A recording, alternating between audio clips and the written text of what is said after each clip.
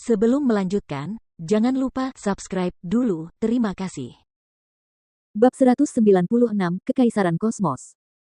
Mendengar kata-kata Mo Linglong, para prajurit di sekitarnya sedikit mengernyit, tetapi mereka tidak mengatakan apa-apa.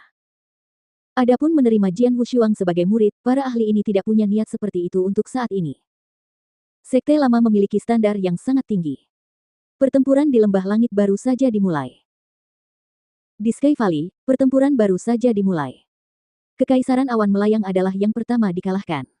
Dengan para prajurit berbakat dari dinasti-dinasti besar yang bertemu di Lembah Langit, perang pun pecah.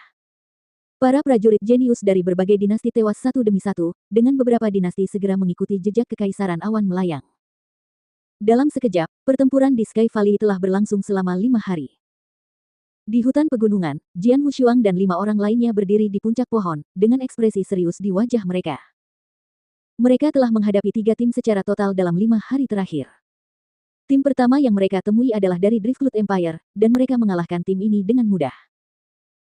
Yang kedua yang mereka temui adalah milik sebuah kerajaan kecil yang kekuatannya secara keseluruhan lebih lemah dibandingkan dengan Kekaisaran Driftwood, jadi tentu saja mereka dapat mengalahkan tim ini dengan mudah juga.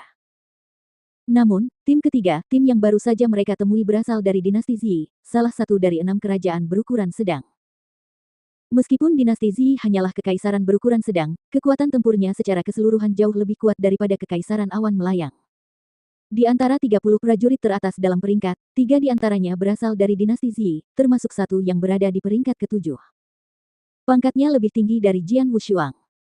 Begitu mereka bertemu dengan tim dari dinasti Zi, pertempuran sengit langsung terjadi. Pertarungan ini sangat sengit dan kekuatan tempur kedua belah pihak sangat dekat. Alhasil, kedua belah pihak berimbang. Karena tidak ada pihak yang dapat mengalahkan pihak lain atau bahkan memperoleh keuntungan, kedua tim memutuskan untuk mundur dan pergi. Sudah 5 hari, Jian Wushuang melihat sekeliling dan berkata dengan suara rendah, selama 5 hari pertama pertempuran di Lembah Langit, karena jumlah tim yang besar, sangat mudah untuk bertemu dengan tim prajurit dari 12 dinasti lainnya, jadi pertempurannya sangat gila. Namun, tim yang lebih lemah hampir kalah selama 5 hari ini. Jumlah tim yang tersisa sedikit, tetapi tim yang dapat bertahan dalam 5 hari ini semuanya memiliki kekuatan tempur yang hebat. Kelima orang di samping Jian Wushuang semuanya mengangguk setuju dengan kata-katanya. Setelah 5 hari pertempuran sengit, tim yang lebih lemah semuanya telah dikalahkan atau tersingkir. Hanya tim yang lebih kuat yang tersisa. Dan tim jenius mereka dari dinasti Tianzong adalah salah satu tim tersebut.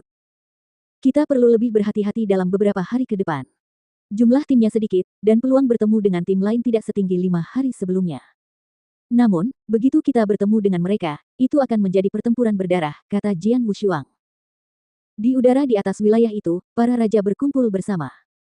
Kebanyakan dari mereka tampak agak tidak sedap dipandang, dan hanya beberapa raja yang memiliki senyum di wajah mereka. Dalam 5 hari ini, banyak tim dari dinasti telah tersingkir.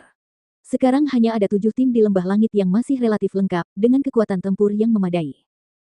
Di antara ke-7 tim, 2 kerajaan besar masing-masing memiliki 2 tim, jadi totalnya ada 4 tim. 1 dari 3 tim lainnya berasal dari dinasti Zi. Dinasti Zi biasanya menduduki peringkat teratas di antara 6 kerajaan menengah. Dalam perburuan paling timur sebelumnya, para jeniusnya selalu tampil dengan baik, jadi tidak ada yang terkejut bahwa mereka berhasil bertahan selama ini. Tim lainnya adalah milik Kekaisaran Bukit Timur, yang juga merupakan kekaisaran berukuran sedang. Karena tingkat muridnya relatif tinggi kali ini, semua raja dapat memahami mengapa tim ini dapat bertahan sampai sekarang juga. Tapi tim terakhir, tim dari dinasti Tianzong. Bagaimanapun, dinasti Tianzong hanyalah sebuah kekaisaran kecil.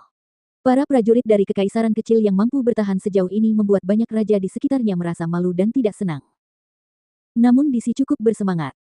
Dia sangat terkejut bahwa tim dari dinasti Tianzongnya dapat bertahan hingga hari ini dalam perburuan paling timur ini.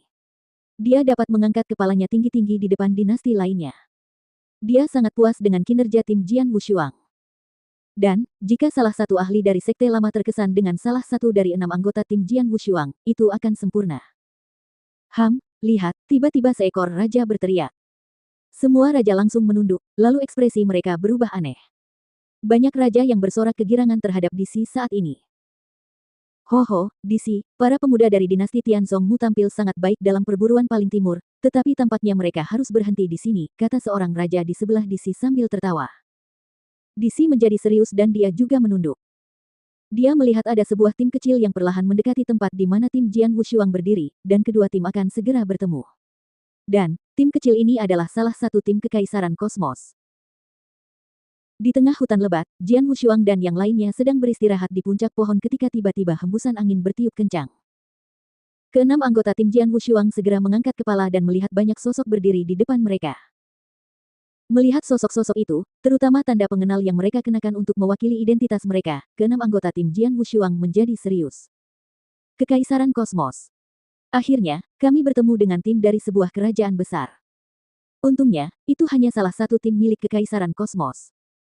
Tatapan mata Jian Wushuang dingin, sedangkan Bai Li Chen dan yang lainnya di sampingnya semuanya berdiri. Lagi pula, Kekaisaran Kosmos adalah kekaisaran besar, sehingga tingkat kejeniusannya jauh lebih tinggi daripada kekaisaran menengah.